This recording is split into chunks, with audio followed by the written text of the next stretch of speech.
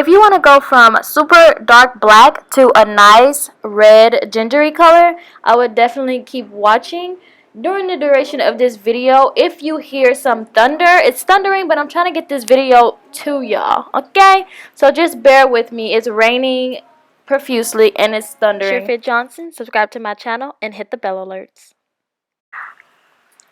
Okay, so like I said, in today's video is going to be me taking this natural 4C jet black hair and turning it into this vibrant red color. I am going to be working on the hair on top of his head, and then I'm also going to be dyeing the beard. I am not going to put the beard as red as the hair, so I am going to skip a step with the beard, so make sure you pay attention to that, and the mustache, but I am going to add some hair dye to it. So if you would like to go to red, make sure you follow the steps of this video. Comment any questions that you may have, because I am here and I'm willing to answer and to also help you. So the very first thing we're going to do is to dye his hair with this red hot hair dye from Dark and Lovely.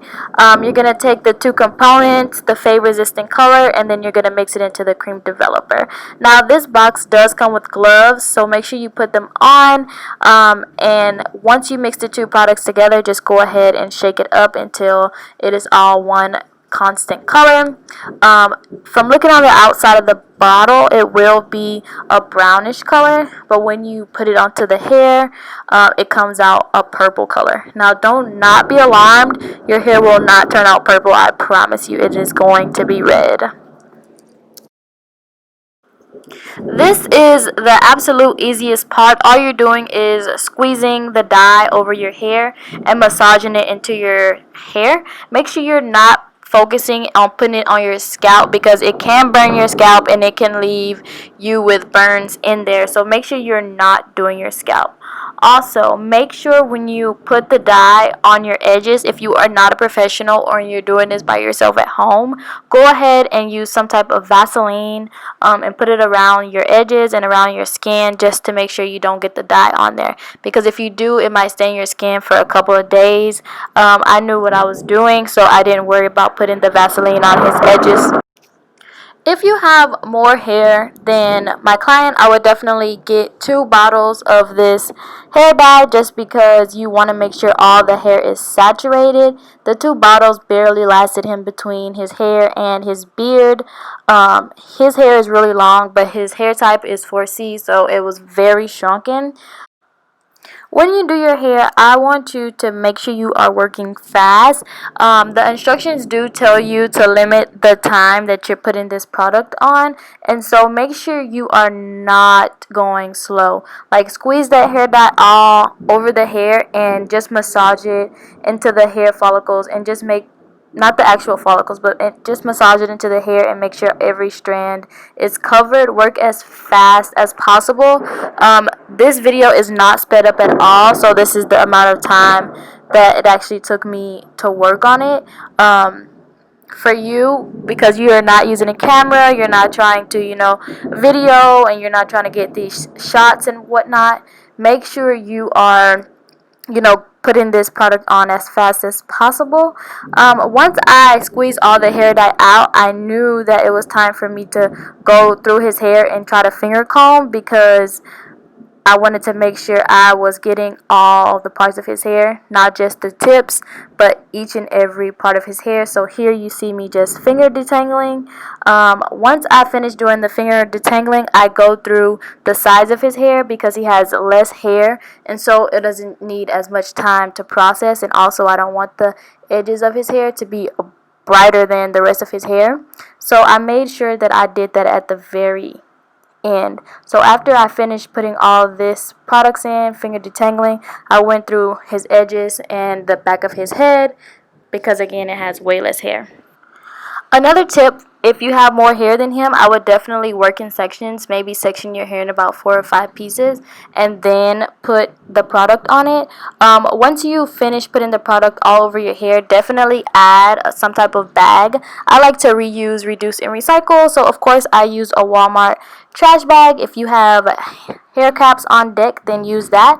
If not, and you are just waiting for it to be done, put on your timer and keep checking your hair to make sure it doesn't go too crazy red. Okay. Because I am also dyeing my client's beard, I am making sure to get every inch of his beard as well. He is complaining that it stinks so bad, but he'll be happy, and he was happy at the end because it looks good. He wanted it red, and he was able to achieve that. And so, like I told you in the beginning, I didn't use the same steps. I'm not going to use the same steps for the beard simply because if you want your hair to look natural, you do not want your beard and your hair to look the exact same color, because that's just not how it looks, and that's not how people beards look.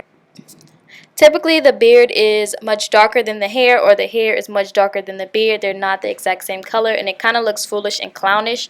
So that's why I wanted to make sure that you guys understand I am not doing his beard, mustache the same color as his hair. I'm not taking the same steps.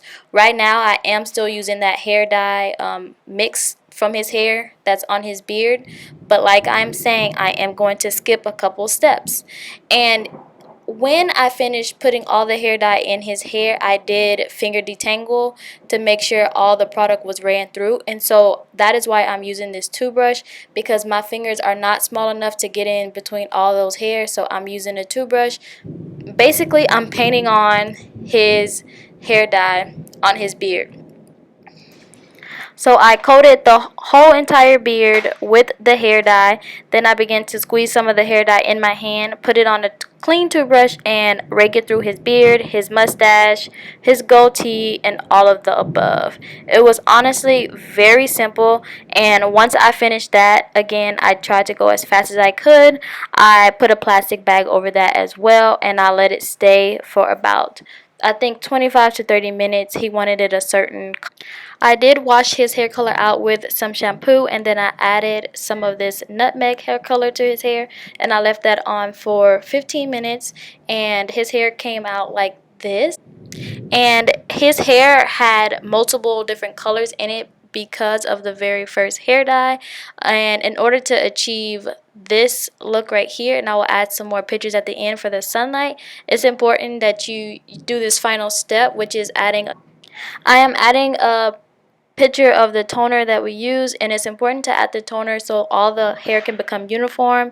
And if you have different shades of reds in your hair, this toner will take out all of that. It will also take out the orange pigments, and your hair will just be red.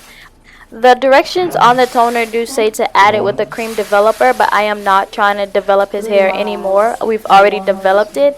All I'm trying to do is make sure everything is the same color. And so that's why I'm using this toner. And again, I am not adding any developer. I'm just pouring it on his hair as is. You didn't like it? It's dripping. If you are watching this video and trying to complete this process and you have any questions, feel free to leave it down below. I will get back to you as soon as possible, and I am willing to help. Subscribe to me if you're interested in any type of beauty things. And remember, if you are black, and you're dark skin, male, red does suit you. Red will look good on you as long as you're not wearing it red like Ronald McDonald, so you don't look like Pozo the Clown. But gingers do look good on dark people. I'm here to tell you, I've seen it, I've done it, and it's a great experience. Surefit Johnson, subscribe to my channel and hit the bell alerts.